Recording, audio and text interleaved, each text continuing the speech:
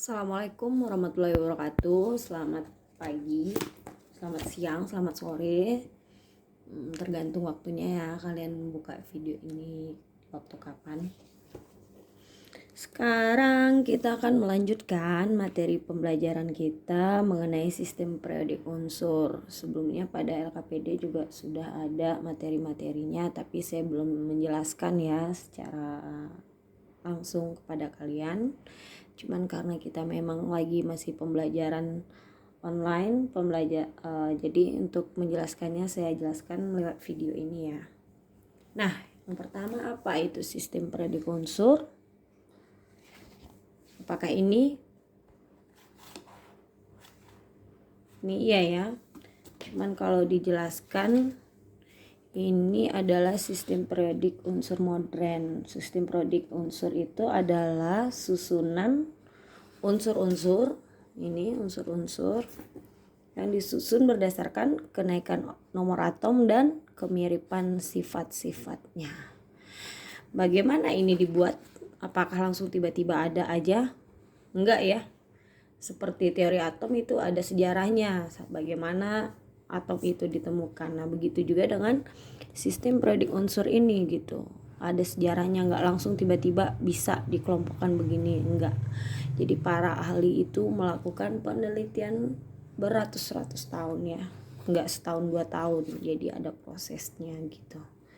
Nah, awal mulanya sebelum ada sistem periodik unsur modern yang kita gunakan sekarang ini, awal dulu kalau unsur itu dikelompokkan menjadi 2 aja. 2, ada unsur logam, non logam. Nah, awalnya unsur masih sedikit nih, jadi dikelompokkannya itu jadi 2 aja, unsur logam dan non logam. Cuman semakin lama unsur ini semakin banyak ditemukan. Nah, pada tahun 1829 Triade Dobreiner mengelompokkan unsur-unsur ini berdasarkan kesamaan sifat dan kenaikan massa atom relatif. Jadi dia kelompokkan unsur itu berdasarkan kesamaan sifat ya, dan urutan massa atom relatif. Massa atom relatif atau AR, disebut dengan AR ini. Jadi dia kelompokkan oleh triad ini, awalnya cuma 2, logam dan non logam. Lalu triad Dobreiner ini mengelompokkan lagi pada tahun 1829 karena unsur udah semakin banyak ditemukan gitu. Dia kelompokkan, tiap kelompok itu ada 3. Jadi dalam satu kelompok atau dalam satu keluarga itu dikelompokkan menjadi 3 unsur. Di mana AR unsur yang di tengah, misalnya unsurnya Li, Na, dan K. Nah, ini triade 1. Triade 1. Nah, di mana AR unsur yang di tengah ini itu adalah rata-rata dari massa atom relatif unsur yang di pinggir-pinggir ini. Jadi ARNA ini sama dengan ARLI ditambah ARK dibagi 2 gitu. Kita lihat ya pada tabel periodik. Li itu berapa nomor itunya? Kelihatan nggak? Nah, Li ini litium. Nah, nomor massa itu yang di atas ini. Nomor massa ya, nomor massa relatif atau nomor massa, nomor atomnya ini gitu. Jadi ini ya 6,9 berarti 7 ya. ARLI itu 7 ditambah 7 ini ya, ini 7. Ditambah ARK berapa? K ini ya. Kelihatan nggak nih? Aduh, ngeblur. Nah, K itu berapa? 39 ya. 39 dibagi 2. Gitu ya, nyari rata-rata. Itu totalnya berapa nih? 46 dibagi 2 sama dengan 23. Ini 39. Nah, yang Na ini berapa? 23. Gitu. Jadi dia kelompokkan satu kelompok itu, satu keluarga itu 3 unsur gitu. Nah, pada buku ada ya, pada buku kalian, yang buku Erlangga, mana dia nih? Nah, ini halaman ini. Nah, ini kelompoknya ada triade 1, 2, 3, 4, dan 5 ya.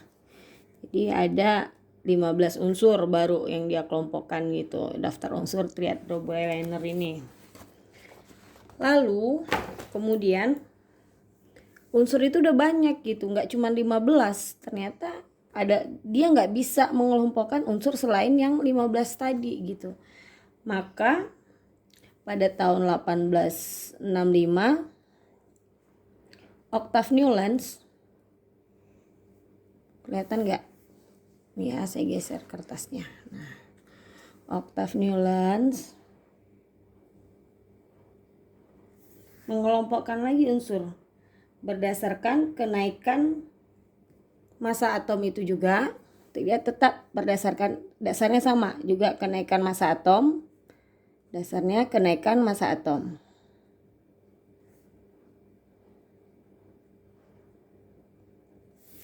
Tapi karena dia ini Octave Newland ini adalah orang yang mencintai musik gitu. Dia bisa dikatakan kalau zaman sekarang itu kayak seniman gitu ya.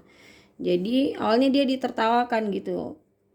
Dia mengelompokkan unsur-unsur ini seperti tangga nada gitu. Jadi unsur yang pertama nanti sifatnya sama dengan unsur nomor massa 1, dikelompokkan kan 1, 2, 3 sampai 1, 2, 3, 8, 9, 10. Nah, nanti unsur yang pertama itu sifatnya akan mirip dengan unsur ke-8.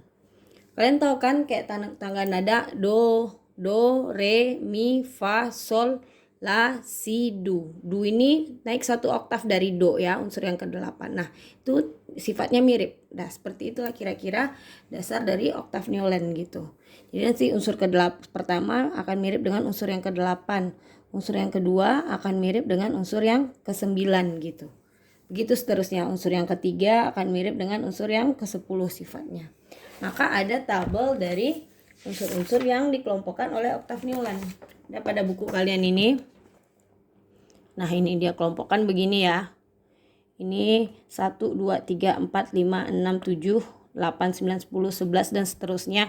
Nah, maka unsur yang ini sifatnya akan sama dengan H, akan sama dengan F, akan sama dengan Cl.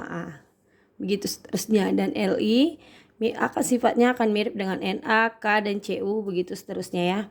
Nah, begitu pengelompokan yang dilakukan oleh Octave Newland gitu. Jadi dia kelompokkan itu seperti tangga nada ya. Kalian bisa catat nanti di buku kalian unsur-unsur apa saja yang dikelompokkan oleh triad Dobereiner dan Octave Newland ini. Lalu kemudian unsur semakin banyak ditemukan. Kemudian Mendeleev, kita bikin di sini. Oke, Mendeleev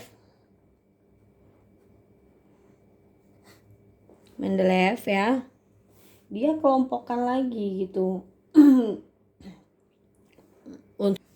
Dia masih mengelompokkan unsur-unsur itu berdasarkan massa atom relatifnya gitu. Jadi sifat unsur itu merupakan fungsi periodik dari massa atom relatif.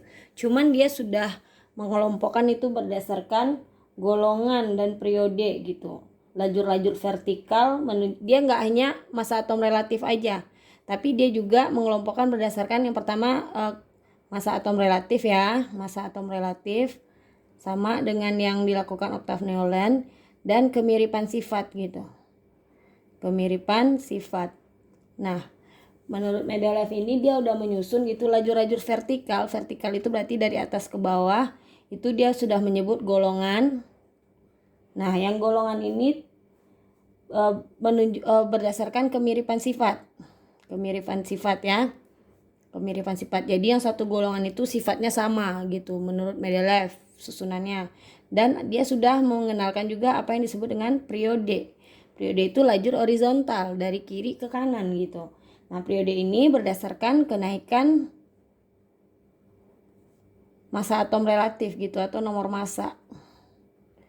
Massa atom relatif gitu. Jadi Mendeleev ini sistem periodiknya ini disebut dengan sistem periodik pendek gitu, berbentuk pendek.